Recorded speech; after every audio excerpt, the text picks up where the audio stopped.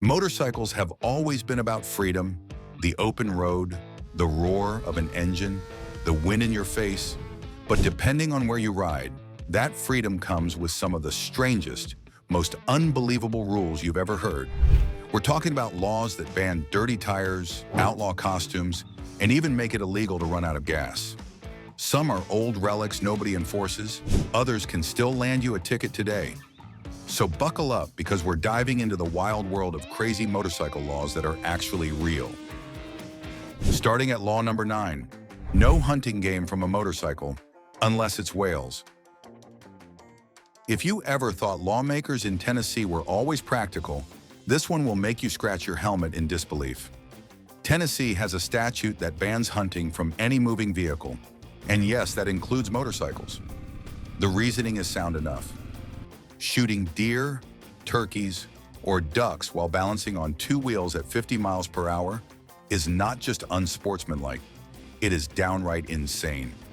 Imagine trying to keep your aim steady while your Harley rumbles across a dirt road. Not exactly safe for you, the animal, or anyone else in the line of fire. But here's where the law takes a sharp turn into the absurd. The statute specifically carves out one exception. You are technically allowed to hunt whales. Yes, whales. In Tennessee, a landlocked state with no ocean access, no whales, and no coastline for hundreds of miles. How in the world did this make it into the law books? Some historians say it was a copy-paste mistake from federal wildlife regulations. Others believe lawmakers simply tossed in the clause without thinking, never imagining it would become an internet laughingstock decades later. The result? A law that's technically enforceable, even though it makes no sense. If you're caught blasting away at rabbits from your motorcycle, expect a fine. But if you're harpooning a whale from your Harley on a Tennessee highway, well, apparently that's legal. Of course, you won't find any whales in the Tennessee River, but the law doesn't care about logic. This is the kind of regulation that shows how legends are born in legal history.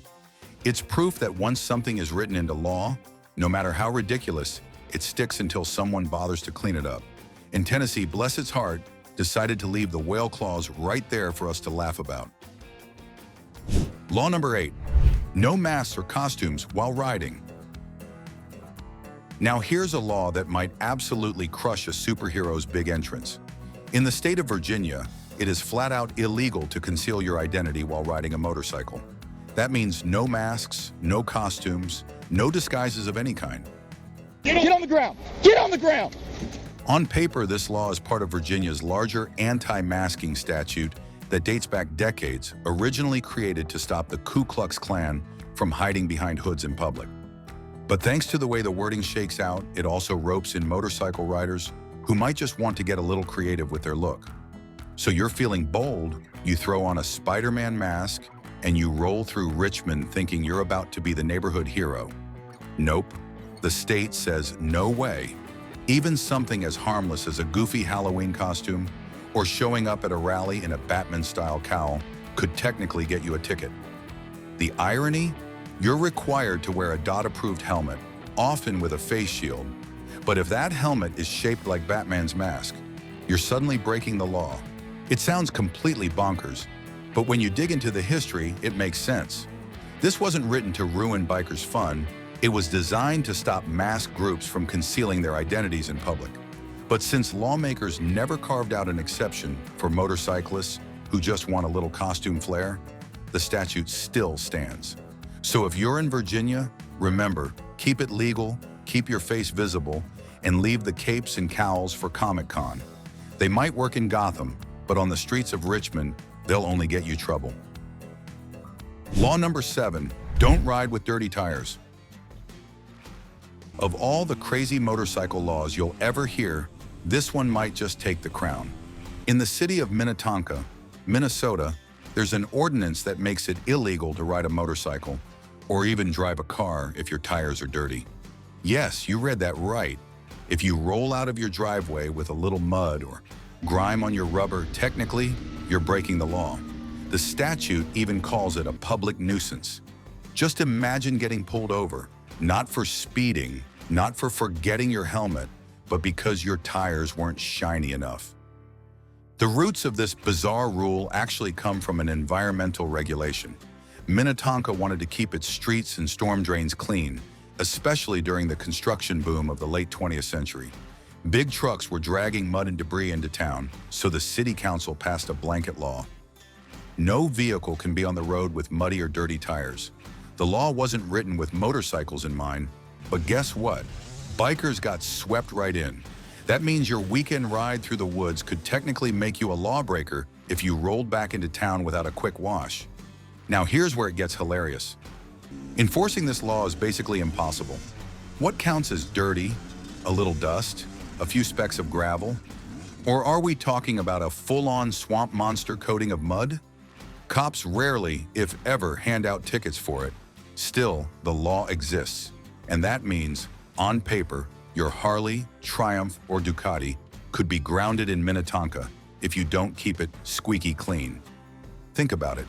The land of lakes, a place known for fishing, mud, and nature, actually outlawed dirty tires.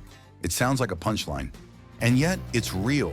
So the next time you're riding through Minnesota, maybe pack some soap and a sponge, because the legendary tire police just might be watching.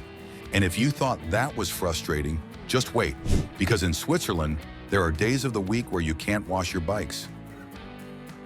Law number 6, you can't wash your motorcycle on Sundays. Leave it to the Swiss to make even motorcycle maintenance part of their strict cultural rhythm. Switzerland is a country known for its cleanliness, its precision, and its almost obsession with order. And while it makes sense when you think about watches or trains, things get downright strange when you realize that in many cantons, regions, it is illegal to wash your motorcycle on a Sunday. Why? Because Sunday in Switzerland is considered a day of rest and quiet. That means no mowing your lawn, no hammering nails, and no pressure washing your Harley or Honda. The idea is to preserve peace, keep noise to a minimum, and allow everyone to enjoy the calm of their one true day off. Break the rule, and you could be hit with a fine that makes your freshly clean bike look a lot less shiny. Now, this doesn't mean you can't ride your motorcycle on Sundays. Oh no, riding is totally fine. In fact, Switzerland has some of the most beautiful mountain passes in the world, and Sundays are prime riding days. But if you come home from a muddy adventure, covered in road grime from the Alps, you'll have to wait until Monday to spray it down. For riders, this law is both hilarious and frustrating. Imagine finishing a once-in-a-lifetime ride through the Furka Pass, parking your motorcycle, and realizing you can't clean it for a whole day. For neat freaks, that's torture. For rebels, it's a dare. Either way, it's one of the strangest examples of how culture, religion, and regulation collide in ways motorcyclists never expect. And speaking of strange cultural twists, let's head to a country where even your health negligence could get you in trouble. Law number 5, you can't ride without a breathalyzer kit. Leave it to France, the land of fine wine, champagne, and cafe culture, to come up with a law that directly ties motorcycling to drinking. In 2013, French lawmakers passed a regulation requiring every motorist, including motorcyclists, to carry a breathalyzer kit while riding or driving. The logic? France is notorious for its wine culture, and with so many roadside accidents linked to alcohol, the government wanted to encourage drivers to test themselves before getting on the road. So yes, even if you were riding your Honda CBR, your BMW GS, or your old-school Vespa, you were legally supposed to have a disposable breathalyzer tucked somewhere in your gear. Of course, riders worldwide laughed at this. Imagine pulling over at a cafe, sipping a glass of Bordeaux, and then blowing into your own tester before starting up your bike. Ridiculous? Absolutely. But the French were serious about it, even threatening fines for riders caught without one. The best part is that enforcement was nearly impossible. Police officers didn't really check, and the law became more of a joke than a real regulation. By 2020, the rule was quietly scrapped, but for several years it stood as one of the strangest laws in Europe. For touring riders heading into France back then, it was a weird part of the prep list: passport, insurance papers, reflective vest, and a breathalyzer. It showed how motorcycle laws can be shaped not just by safety concerns, but also by cultural quirks. In France, where alcohol and the open road collided, this law became one of the most bizarre chapters in riding history. And if you think carrying a breathalyzer sounds bad, just wait until you hear about the places where riding two up could get you in serious trouble. If you're still with us, then you should know we're just getting started. Kindly like this video and subscribe to our channel for more. You'll never regret it. If you think this is strange, there's another that will make you scratch your head in confusion. Law number 4, headlights on at all times. Now, some motorcycle laws are funny, some are confusing, and some just make you shake your head. But this one makes riders in Connecticut and Maine grumble every single day.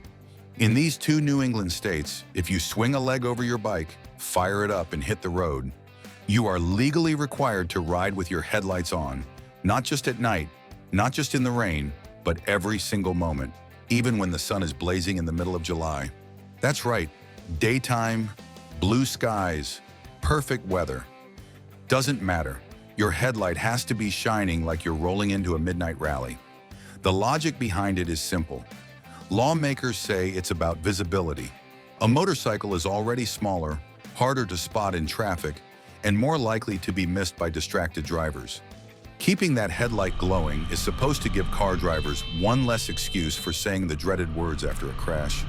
Sorry, I didn't see the motorcycle. And sure, from a safety standpoint, it makes sense. Studies have shown that bikes with headlights on during the day are easier to see. But let's be honest, riders hate being told what to do. If you're cruising down the coast on a sunny afternoon, do you really need a blinding beam announcing your presence? Many argue that the law is more about the state flexing its muscle than actual common sense. The funniest part?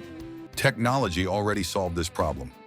Most modern motorcycles in America come with automatic daytime running lights. The law feels outdated, like something written when lawmakers were still figuring out if motorcycles were dangerous toys instead of serious machines. Still, if you ride in Connecticut or Maine, remember this.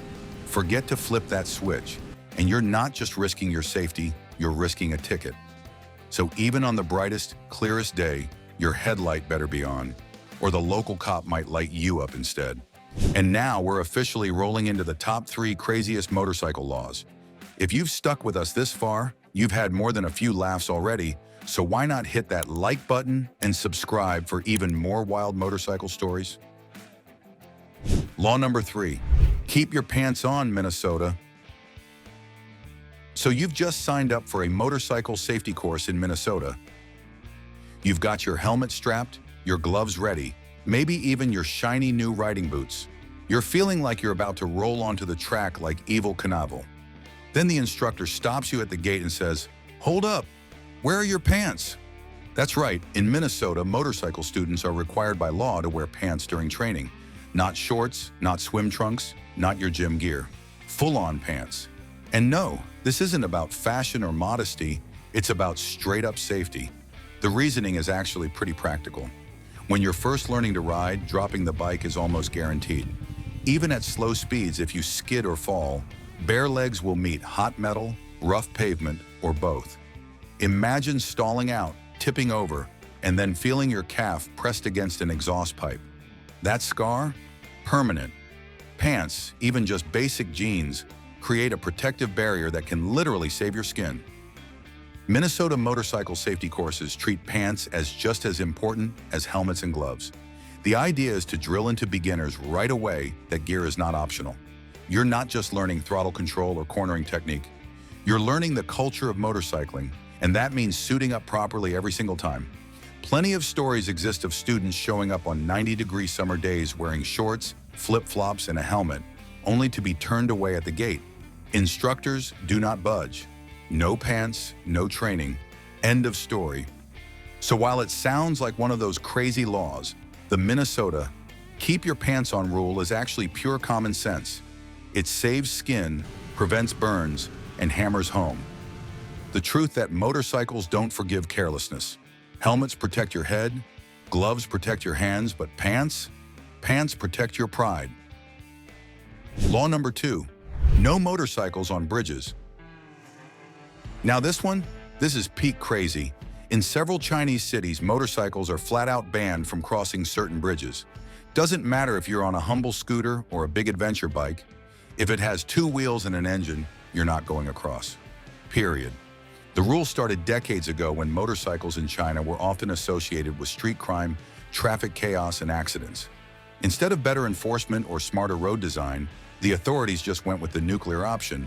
No motorcycles allowed. Try to sneak across, and you'll get slapped with fines, pulled over by police, or even have your bike seized. Imagine the frustration. You're a commuter in Guangzhou. The bridge is the fastest way to work, but because you ride a motorcycle, you've got to take a ridiculous detour that adds half an hour to your trip. Meanwhile, cars and buses roll right on by. For delivery riders who live on two wheels, this law is a nightmare. It's like banning shoes in a marathon. The government's reasoning? Safety, congestion, and reducing crime. But it pushes more people into cars, which makes traffic jams and pollution worse. Motorcycles, which are efficient and space-saving, get the short end of the stick.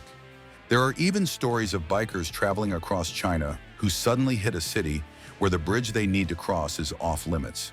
No warnings, no alternative, just a sign that says, "No bikes." Imagine riding thousands of miles only to be told, "Sorry, buddy, find another way." Now we're at number 1, and I promise you, you would never guess this exists. Law number 1, you can't ride two up. Now this is where motorcycle laws stop being funny and start sounding like a straight-up action movie plot. In some cities in the Philippines, it is illegal to ride with a passenger on the back of your motorcycle. Why? Because of something called riding in tandem crimes. For years, criminals in the Philippines used motorcycles to pull off drive-by shootings, robberies, and even assassinations. The classic move was simple. One guy drives, the other pulls the trigger. Fast, efficient, and almost impossible to catch. To fight back, local governments passed strict laws banning riders from carrying a pillion passenger in certain areas. That means you could legally own a Honda Click or a Yamaha NMAX, but if you tried to give your buddy a lift through cities like Mandaluyong or Quezon, you'd be breaking the law. Even family members weren't always safe from the rule. Imagine a dad wanting to take his kid to school on the back of a scooter. Suddenly, that's illegal. For riders, this law is incredibly controversial. On one hand, it was designed for safety, to reduce gun violence. On the other, it punishes ordinary motorcyclists who just want to ride two up with their partner, their kid, or a friend. Enforcement is strict too. Police checkpoints, heavy fines, and sometimes even bike impoundments. It's one of the wildest examples of how motorcycles can be wrapped up in crime and politics. Instead of being just machines of freedom, they became symbols of fear and control. And if you think that's extreme, wait until you hear about a law where your bike itself can be seized just because you wanted to get it on. And if you thought these laws were wild, wait until you click the next video coming up on your screen. If you enjoyed this ride through the world's strangest motorcycle laws, make sure you smash that like button, subscribe for more, and don't forget to hit the notification bell so you never miss the next adventure.